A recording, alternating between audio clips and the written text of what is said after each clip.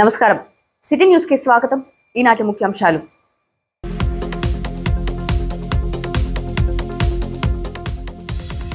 మున్సిపాలిటీలో నిర్వహించిన ప్రజా దర్బార్లో పాల్గొన్న చీఫ్ విప్ ఎమ్మెల్యే జీవి వినతులకు సత్వర పరిష్కారం చూపుతామని వెల్లడి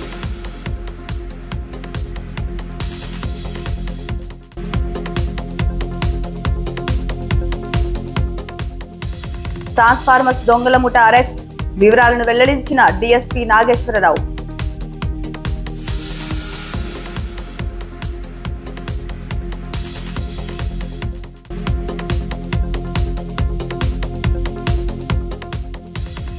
రేపు కోదండరామాలయంలో విశేష అభిషేకం కళ్యాణ మహోత్సవం ప్రత్యేక పూజల్లో పాల్గొనాలని భక్తులకు ఆహ్వానం పలికిన అర్చకులు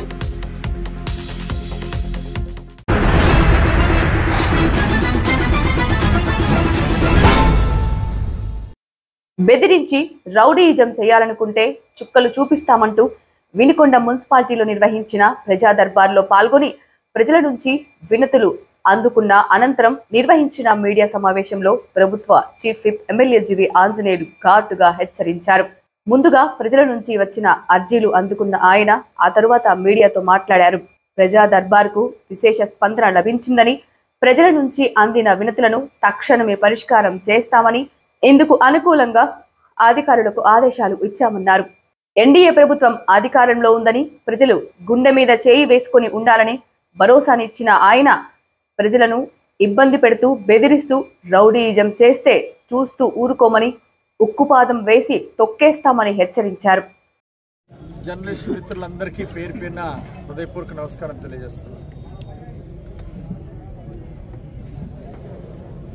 నేడు ప్రజా దర్బార్లో విశేష స్పందన. రాష్ట్రంలో ఎక్కడ ప్రజా దర్బార్ చూసినా, చంద్రబాబు గారు పెట్టినా, లోకేష్ గారు పెట్టినా, నియోజకవర్గాల్లో శాసనసభ్యులు పెట్టినా, ప్రజా దర్బార్ అంటే గత 5 సంవత్సరాల్లో న్యాయం జరగనటువంటి విషయాలు అనేకం.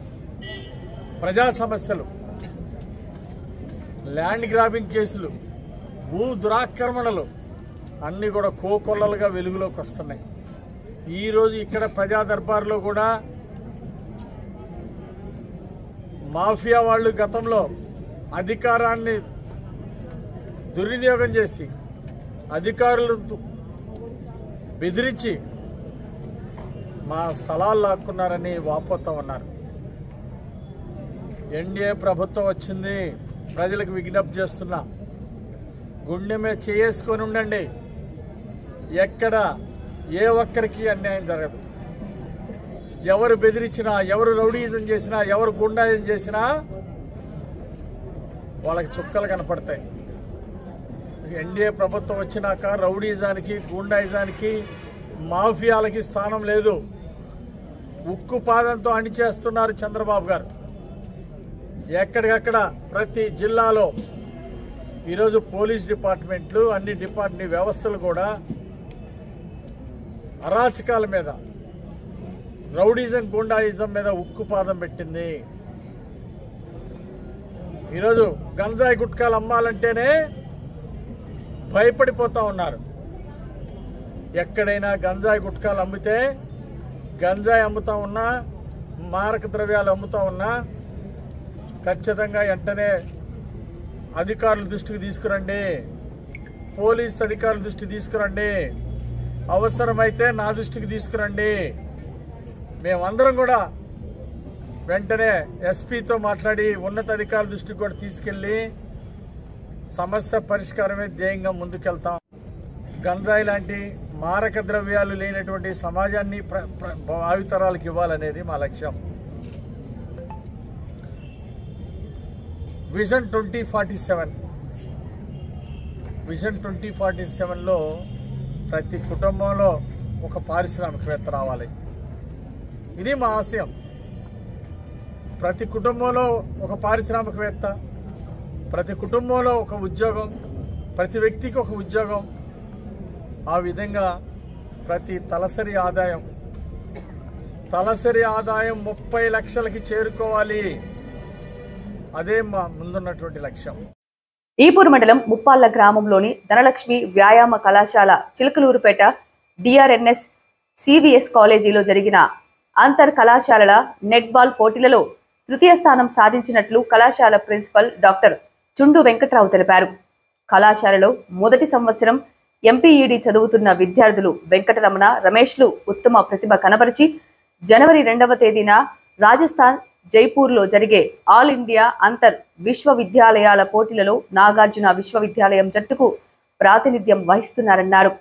విద్యార్థులను తృతీయ స్థానం సాధించిన జట్టు సభ్యులను కళాశాల సెక్రటరీ మరియు కరస్పాండెంట్ మేదరమెట్ల రామశేషగిరిరావు, అధ్యాపకులు, అధ్యాపకేతర సిబ్బంది అభినందనలు తెలిపారు. పొలాల్లో విద్యుత్ ట్రాన్స్ఫార్మర్లను దొంగలిస్తున్న ముఠాను వినుకొండ రూరల్ సర్కిల్ పోలీసులు పట్టుకున్నారు. రైతులకు ఇటువంటి దొంగల నుంచి మరోసారి ఇబ్బంది తలెత్తకుండా కఠిన చర్యలు తీసుకుంటామని వినుకొండ ఐనవోలు స్టేషన్లో నిర్వహించిన మీడియా సమావేశంలో డీఎస్పీ నాగేశ్వరరావు తెలిపారు. పట్టుబడ్డ 4 ముద్దాయిలను కోర్టులో ప్రవేశపెట్టనున్నామని, వీరిపై ఇప్పటికే 2 జిల్లాలలో అనేక కేసులు ఉన్నాయన్నారు.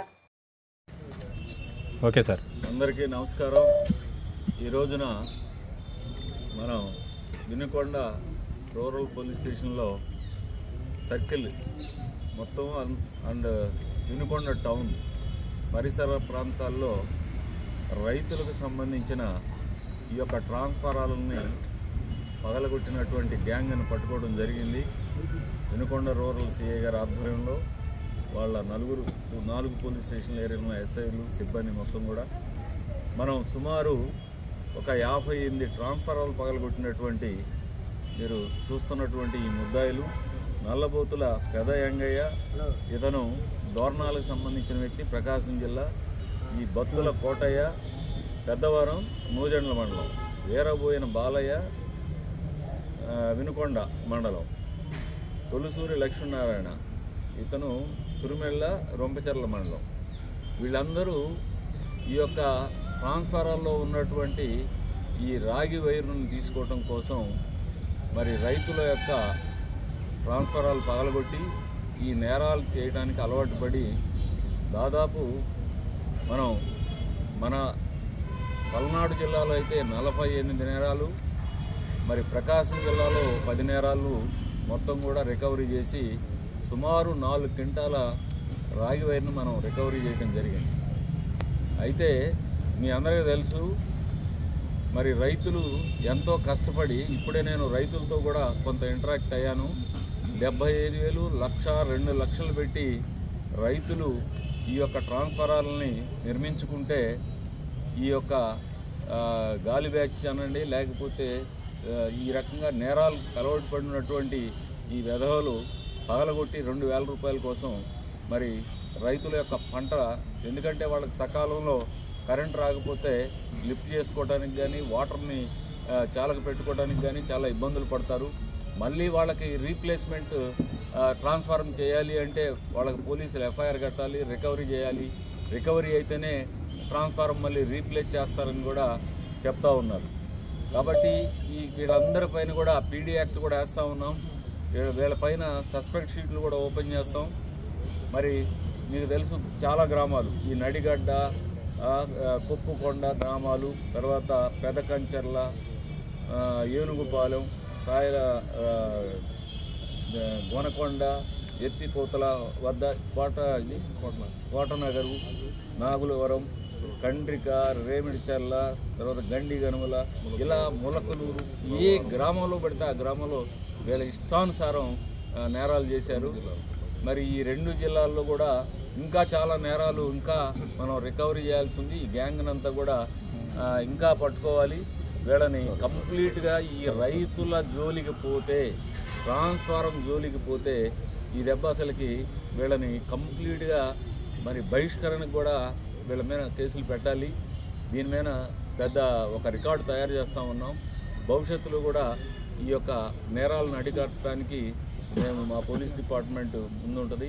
అదేవిధంగా రీసెంట్గా కూడా మినిస్టర్ గారు వచ్చినప్పుడు ఈ రైతులందరూ కూడా మరి గొట్టిపాటి అంటే కరెంట్ మినిస్టర్ గారు, ఎనర్జీ మినిస్టర్ గారు వచ్చినప్పుడు రైతులు కూడా రిక్వెస్ట్ చేయడం జరిగింది. దానిపైన ఒక ఛాలెంజ్గా తీసుకొని వీటన్నిటిని కూడా రికవరీ చేయడం జరిగింది. భవిష్యత్తులో కూడా రైతులు ఎవరైనా సరే మీరు ఫ్రీగా వచ్చి మీకు ఏదన్నా ఇబ్బందులు ఉంటే డైరెక్ట్గా సిఐ గారిని ఎస్ఐని కలిసి అవసరమైతే నన్ను కూడా కలిసి మీకు కంఫర్ట్గా ఉండటానికి, మీరు ఎదగటానికి, అంటే మీరు పంట వేసుకుంటేనే మీరు లైఫ్ ఉంటుంది కాబట్టి మీ పంటలకు నష్టం కలిగేదాన్ని టాప్ ప్రయారిటీగా తీసుకొని ఈ రకమైన క్రిమినల్స్ని జైలుకు పంపడానికి పోలీస్ డిపార్ట్మెంట్ ఎప్పుడు కూడా మీ సేవలో ఉంటుందని తెలియజేస్తూ ఉన్నాను. Thank you. సత్తెనపల్లిలోని దేవాలయాలు, గృహాల్లో జస్టిస్ చిత్రించిన చిత్రాలు మరుపురానివని సత్తెనపల్లిలోని వాసవి ప్రాంగణంలో జరిగిన కార్యక్రమంలో ఏజీకేఎం డిగ్రీ కాలేజ్ ప్రిన్సిపల్ వెలుగోరి సుబ్బారాయుడు అన్నారు. వాసవి ప్రాంగణంలో ఆర్య వైశ్య ప్రముఖులు వజ్రగిరి జస్టిస్ ను సన్మానించి వాసవి జ్యోతి సేవా పురస్కారం అందజేశారు. జస్టిస్ 40 సంవత్సరాల నుండి చిత్రరంగంలో ఆయన చేసిన కృషి, సాధించిన విజయాలను ప్రముఖులు కొనియాడారు. వినుకొండలోని రాజకీయ ప్రముఖులు, లాయర్లు, కవులు, రచయితలు, కళాకారులు, ఉపాధ్యాయులు, పాస్టర్లు జస్టిస్ ను అభినందించి మరెన్నో అవార్డులను సాధించాలని ఆకాంక్షించారు. ధనుర్మాసం ప్రారంభం సందర్భంగా శ్రీరామచంద్ర స్వామి వారి జన్మ నక్షత్ర పునర్వసు నక్షత్రంను పురస్కరించుకొని వినుకొండ పాత మార్కెట్ వద్ద వేంచేసి ఉన్న శ్రీ కోదండరామస్వామి దేవస్థానంలో రేపు 17వ తేదీ మంగళవారం విశేష అభిషేకం, కళ్యాణం నిర్వహిస్తున్నట్లు ఆలయ అనువంశిక అర్చకులు నారాయణం రామ్మోహనాచార్యులు తనయుడు శేషక్ పేర్కొన్నారు. ఆలయంలో నిర్వహించబడుతున్న ఈ పూజలు ఎంతో విశేషమైనవని, స్వామివారిని దర్శించుకొని ప్రత్యేక పూజలు చేస్తే భోగభాగ్యాలతో పాటు అష్టైశ్వర్యాలు సిద్ధిస్తాయన్నారు. కళ్యాణంలో పాల్గొంటే అవివాహితులకు కళ్యాణ ప్రాప్తి సిద్ధిస్తుందన్నారు. ఆలయంలో జరుగుతున్న పూజలలో భక్తులు పెద్ద ఎత్తున పాల్గొని స్వామివారిని దర్శించుకుని తీర్థ ప్రసాదాలు అందుకోవాలని కోరారు. ఓం రామాయ రామభద్రాయ రామచంద్రాయ వేదసే రఘునాథాయ నాథాయ సీతాజాః పతయే నమః. దేవదేవుడు శ్రీమదఖిలాండ కోటి బ్రహ్మాండ నాయకుడు ఆది మధ్యాంతరహితుడైనటువంటి అనాది కాలంగా మన వినకొండ గ్రామంలో వేంచేసి ఉన్నటువంటి వేల సంవత్సరాల చరిత్ర కలిగినటువంటి శ్రీ కోదండరామస్వామి వారి యొక్క దేవస్థానంలో మరి రేపటి రోజున స్వామివారి యొక్క జన్మ నక్షత్రం పురస్కరించుకొని, అంటే పునర్వసు నక్షత్రం పురస్కరించుకొని స్వామివారి యొక్క దేవాలయంలో రేపటి రోజున ప్రాతకాలాన చతుర్దశ కలశ స్థపన, అలాగే కళ్యాణ మహోత్సవం విశేషంగా జరగబడుతూ ఉంది. కావున ఈ కళ్యాణ మహోత్సవంలో అలాగే అభిషేక కార్యక్రమంలో పాల్గొనడం ద్వారా భక్తులందరికీ కూడా అష్టైశ్వర్యాలు, భోగభాగ్యాలు, అలాగే కళ్యాణ మహోత్సవంలో పాల్గొనడం ద్వారా కళ్యాణ ప్రాప్తి జరుగుతుంది. మరి ఇటువంటి గొప్పదైనటువంటి కార్యాల్లో భక్తులందరూ కూడా పాల్గొనవలసిందిగా మనవి చేసుకుంటూ అందరినీ కూడా ఈ యొక్క కోదండరామస్వామి వారి యొక్క దేవాలయానికి విచ్చేసి రేపటి రోజున కార్యక్రమాల్లో పాల్గొనవలసిందిగా మనవి చేసుకుంటున్నాం. అవివాహితులకు కూడా అలాగే ఈ కళ్యాణ మహోత్సవంలో పాల్గొనడం ద్వారా శీఘ్రంగా కళ్యాణ ప్రాప్తి జరుగుతుందనేటువంటిది కూడా శాస్త్రం చెబుతూ ఉన్నది. కావున భక్తులందరూ కూడా ఇది గమనించి రేపటి రోజున అందరూ కూడా దేవాలయం వద్దకు వచ్చేసి స్వామివారిని దర్శించుకొని ఈ యొక్క సత్ఫలితాన్ని అందరూ కూడా పొందుతారని మనవి చేసుకుంటూ ఉన్నాం. పిట్టంబండ ఎన్ఎస్పీ కెనాల్లో యువకుడి మృతదేహం లభ్యమైనట్లు సావల్యాపురం ఎస్ఐ లోకేశ్వరరావు తెలిపారు. సావల్యాపురం మండలం ముతుకుమల్లి గ్రామ సమీపంలోని పిట్టంబండ ఎన్ఎస్పీ కాలువలో యువకుడి మృతదేహం నీటిపై తేలుతుండగా గ్రామస్తులు వీఆర్ఓ ఫిర్యాదుతో కేసు నమోదు చేసినట్లు ఎస్ఐ తెలిపారు. అనంతరం మృతుడి వివరాల కోసం ఆరా తీయగా మృతుడు వినుకొండ నాయగిరెడ్డిపల్లికి చెందిన దాసరి వంశీగా తేల్చారు. హెచ్పీ గ్యాస్ గూడెంలో డెలివరీ బాయ్ గా పనిచేస్తున్నట్లు బంధువుల ద్వారా తెలుసుకున్నారు. సిటీ న్యూస్ ఇంతటితో సమాప్తం. తిరిగి రేపటి సిటీ న్యూస్ లో మళ్ళీ కలుద్దాం. అంతవరకు సెలవు. నమస్కారం.